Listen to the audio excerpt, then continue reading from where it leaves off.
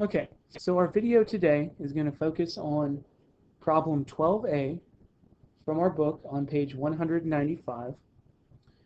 The question's asking us to take this graph and determine what the equation would be in terms of sine and cosine. We're going to focus on sine for this video. The equation for cosine can be based off that.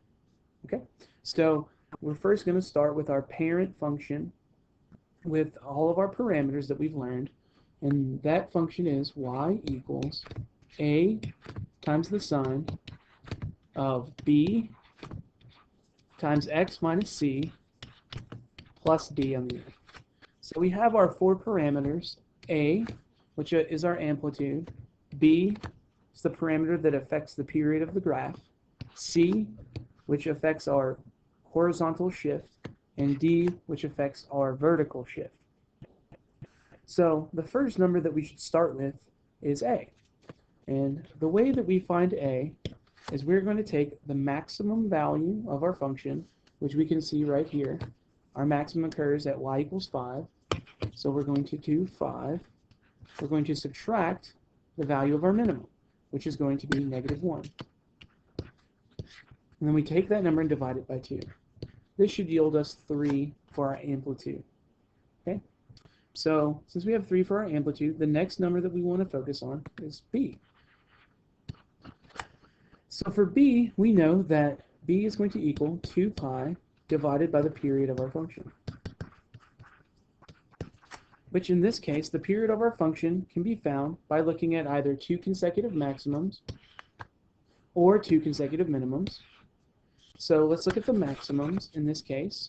So the distance between these two is going to be 0, and then if we go down, 2 pi. So 0 to pi means our period is going to be pi. So we'll get 2 pi over pi, and that's going to give us, after we cross out the pi's, a b value of 2. So we have a and b. A is 3, b is 2. Now before we find c, it's going to help us to find parameter d first. And this is going to be true because of the method we're going to use to find c.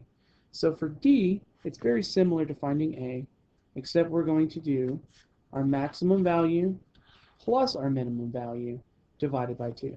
So we will get 5 plus -1 over 2, and that is going to actually give us 2. Okay?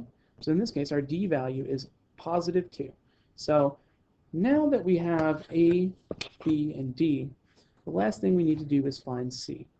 Now the best way to find c is to set up an equation based on our d value. If we set up an equation where we set y equal to 2, so we take a line and draw a horizontal line straight around 2, okay? We need to find where the graph intersects our line. So in this case, we have several intersections. As a matter of fact, we'll have infinite number of intersections. The first of which is going to be right there at pi over 4. Now that's going to determine our c value. This value right here, wherever it intersects, is going to be our c value. Now what we need to be very careful of here is that because our slope here is negative,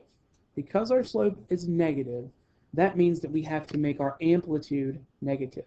So up here, we are going to change 3 to -3, okay? Because our slope is negative here, we turn our 3 to a -3, okay? So now, on our next page, I'm going to go ahead and write for us our full equation. So we should end up with y equals -3 times the sine of 2 times x minus pi over 4, and then finally plus 2. So this function is mapping our graph to a sine function. We can do the same thing for cosine, and it's very simple, but I will tackle that in our next video.